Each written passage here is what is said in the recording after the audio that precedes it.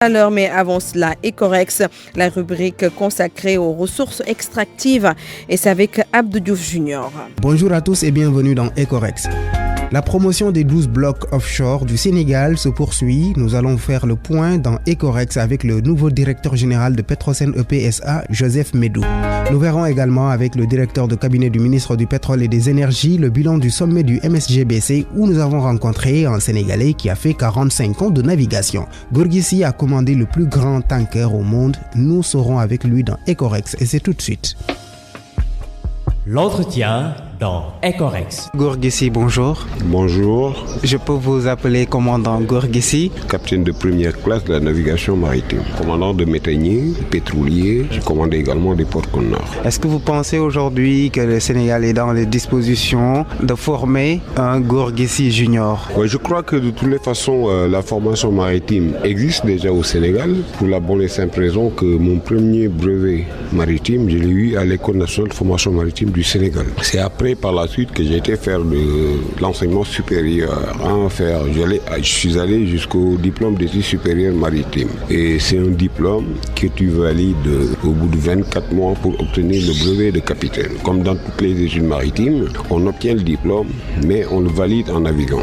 Quand on navigue un certain temps pour transformer le diplôme en brevet. Bon, maintenant, la formation maritime sénégalaise existe et elle est très performante parce que moi, j'en suis au fruit. Et j'ai pu aller plus haut jusqu'aux fins des études maritimes. Donc des Sénégalais qui sont formés là, si les opportunités leur sont présentées, ils peuvent aller jusque là où je suis allé.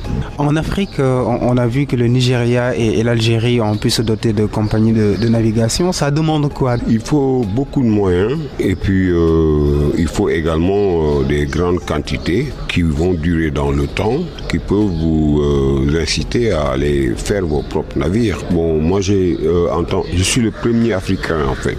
Je ne dis même pas je suis sénégalais, j'en suis très fier. Je suis le premier Africain à avoir suivi la construction du plus gros méthanier du monde, sur lequel après j'étais chef mécanicien. C'est une propulsion électrique de 28 mégawatts.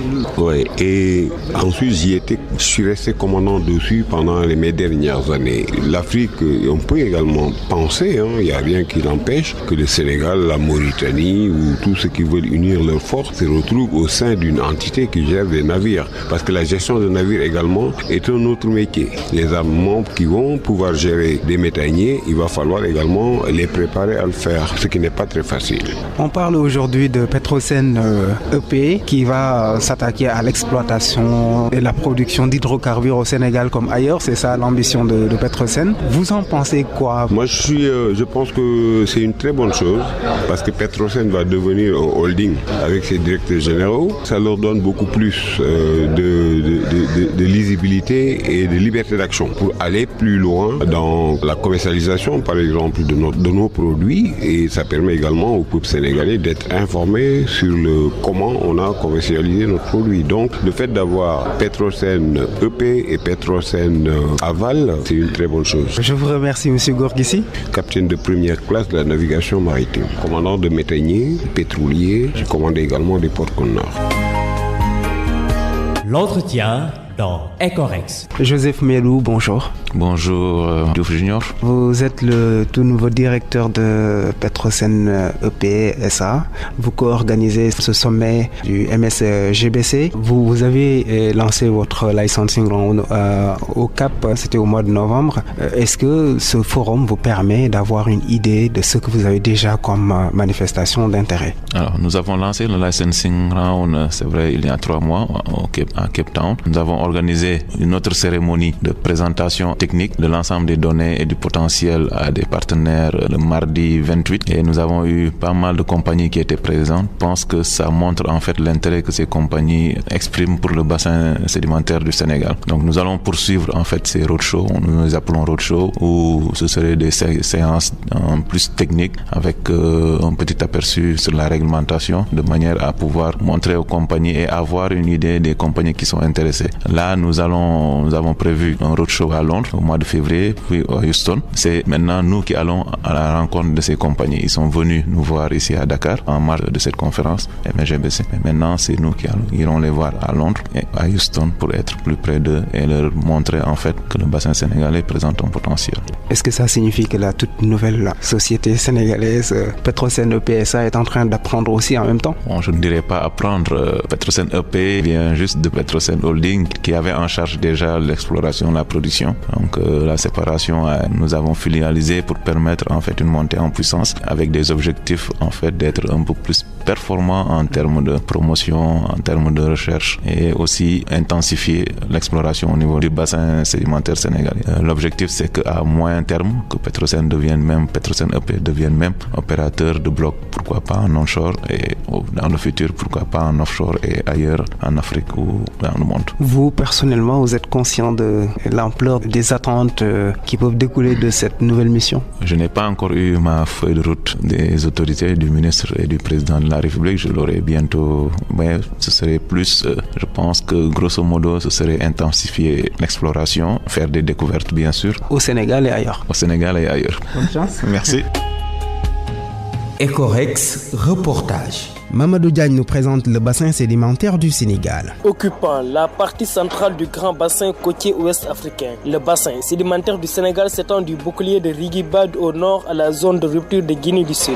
Il est constitué par le sous-bassin Dakar-Banjul, la plus grande portion du bassin sénégalais, qui s'étend de 16 degrés nord à 13 degrés nord, et le sous-bassin Casamance-Bissau qui s'étend entre la parallèle 13 degrés nord et la Guinée-Bissau. Chaque sous-bassin a une histoire sédimentaire et tectonique différente qui en partie est reflétée par l'intensité de l'activité halocinétique.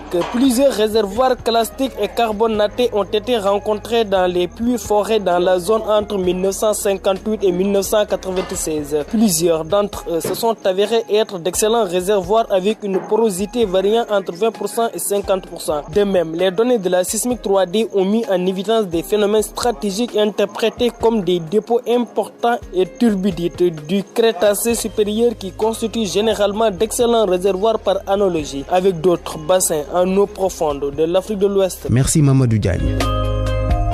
Je suis avec le directeur de cabinet du ministre du Pétrole et des Énergies, M. Abdoulaye Dia. Vous venez de boucler 3 jours d'activité dans le cadre du MSGBC. Si vous aviez un petit résumé à faire de toutes les activités que vous avez eu à faire, ce serait quoi? Je vous remercie. Tout d'abord, nous devons remercier Dieu pour avoir réussi à réunir tout ce monde et aussi à avoir eu le privilège d'avoir le chef de l'État lui-même qui est venu procéder à l'ouverture. Nous avons enregistré également une participation de haut niveau puisqu'il y a eu 5 ministres qui sont présentés, sans compter les ambassadeurs. Et donc pour nous, c'est toujours un plaisir d'avoir cela dans notre pays, bien que ce soit la 4e édition, elle a grandi. Ce que je retiens de ces 3 jours, c'est que d'abord, le concept de contenu local est maintenant bien ancré dans notre pays et nos partenaires également commencent à le comprendre. C'est un vœu important pour que nos fils et nos filles, pour que nos entreprises sénégalaises puissent participer pleinement d'abord à l'édification de ce système, de cette chaîne de valeur pétrole et gaz, mais également qu'ils soient partie prenante en tant qu'acteurs, en tant qu'investisseurs, en tant que travailleurs. Ça, c'était important.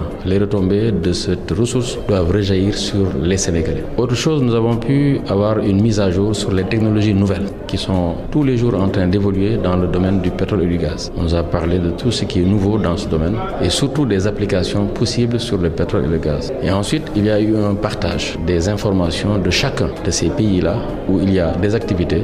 Les panélistes ont partagé leurs expériences puisque nous avons le même bassin. Ce qui se passe là se passera ici. Ça permet de faire des raccourcis. Et donc vous allez voir très prochainement des avancées significatives dans le domaine de l'exploration.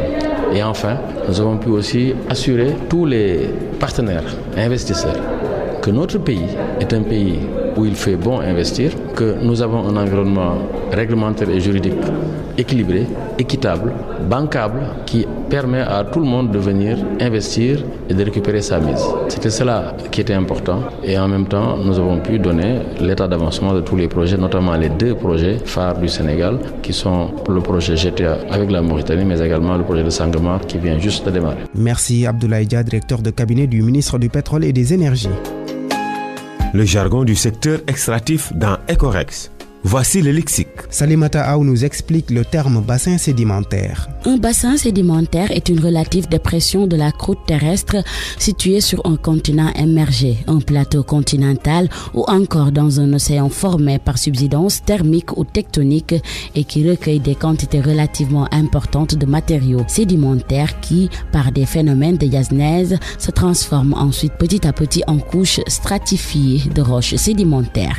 Parmi ces matériaux, on peut en particulier trouver des accumulations d'origine organique comme du charbon. Merci beaucoup Salimata Aou. Ecorex, les rendez-vous. Ce mardi 4 février, le réseau sénégalais des think tanks SNRTT organise une journée scientifique sur la gouvernance des ressources pétrolières et gazières. Ce sera dans un hôtel sur la VDN. L'objectif de ce réseau, c'est de promouvoir la collaboration entre les structures de recherche et d'étudier leurs évidences pour influencer les politiques publiques éclairées par des données probantes. Il s'agit d'un partenariat entre l'IPAR, le Bureau de la prospective économique et INDA. BP, British Petroleum, organise une conférence sur la gouvernance des ressources naturelles. Ce sera le 5 février dans un hôtel sur la Corniche, ouest de Dakar. La rencontre prévue dans l'après-midi va être animée par 2 professeurs d'économie d'Oxford. Les professeurs Sir Paul Collier et Anthony Venables sont présentés comme 2 des plus grands économistes spécialistes des ressources naturelles. Rendez-vous 5 février dans l'après-midi. Vous pouvez réécouter cette émission sur rfm.sn. Ecorex, c'est fini. Merci de l'avoir suivi. À samedi prochain pour un nouveau regard sur nos ressources extractives.